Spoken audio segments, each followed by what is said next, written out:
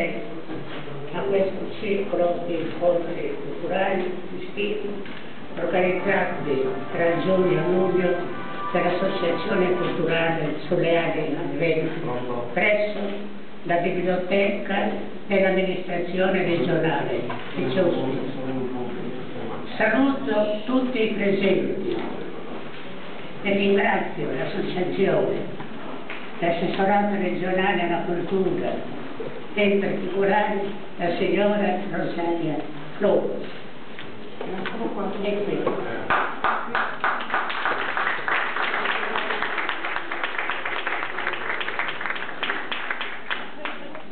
Abbiamo voluto coinvolgervi nell'incontro conclusivo di oggi, dedicato al rapporto Sardegna, archeologia e identità di popolo, un argomento che mi è caro. Sappiamo tutti che il passato, con i suoi vari popoli, le diverse culture e il lungo susseguirsi dei tempi, ha regalato alla Sardegna un patrimonio immenso e straordinario, una ricchezza significativa per numero e qualità, frutto degli uomini e delle forze che, venendo da molto lontano, hanno operato nel corso della preistoria e della storia. Questo patrimonio è espressione di una realtà sarda per tanti aspetti caratteristica, ma anche comunicabile con realtà altre, la cui alba si perde nel paionismo, ma la cui vera identità nasce con la grande rivoluzione agricola, con l'affermarsi della civiltà contadina nel Neolitico. Come attualizzare il rapporto con questa nostra antichissima civiltà? Come rapportare a questa remotissima realtà di vita e di lavoro la realtà sarda di oggi, dei primi anni del 2000, il mondo della rivoluzione tecnologica e di internet?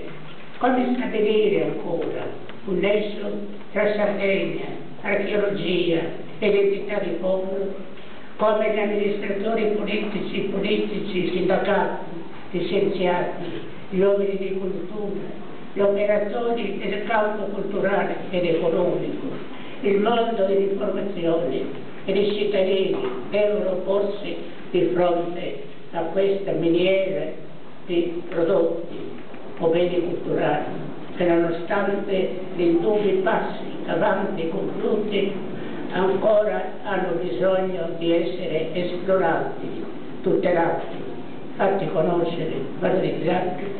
Non esiste ovviamente una risposta, ce ne sono tante possibili, accompagnate da numerosi interrogativi dove tutti siamo coinvolti.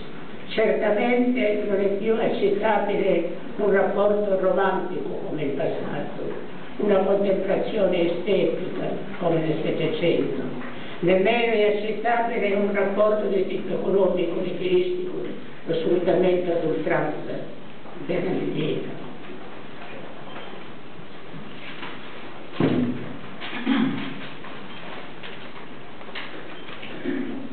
Allora direi che rimane valido il confronto a distanza tra realtà e realtà, tra l'esistente e quel che se ne è andato, per estrarre dal rapporto significati, valenze, prospettive, in definitiva elementi di progresso civile e di crescita economica e sociale, studiare la vita di chi ha fatto la storia nel tempo passato perché sia utile alla gente che fa la storia del presente, dell'isola, a noi sardi di oggi.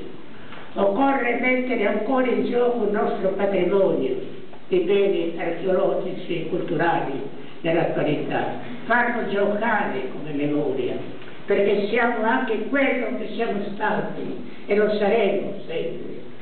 La memoria è vita, dunque conoscere, difendere, frafruttare le memorie del passato e vivere, tanto più Ciò vale in un mondo dove è cresciuto lo spazio del tempo libero e del tempo di vita degli esseri umani. Tempo che deve essere appunto vissuto e non semplicemente trascorso.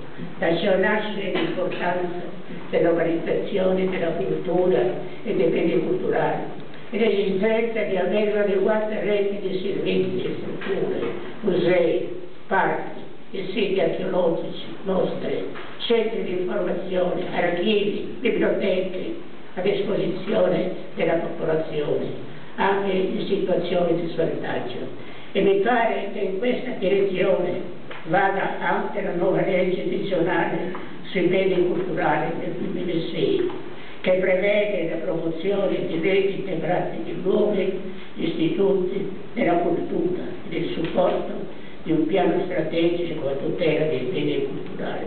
Infine, per concludere, tornando propriamente all'argomento dell'incontro odierno, vorrei dire che il modo migliore per far vivere il patrimonio archeologico della Sardegna contemporanea rimane quello di riproporlo come insieme di materiali per l'identità della terra e del popolo sardo. Possiamo godere di un complesso di beni di straordinaria specificità, dove il senso del diverso e dello speciale è costante, trasparente e significante. È uno dei fondamenti dell'autonomia, dalla quale si può con certezza trarre argomento di vita più libera sotto tutti i profili e la fiducia in una storia maggiormente autodeterminata per il presente e il futuro. Vi ringrazio tutti.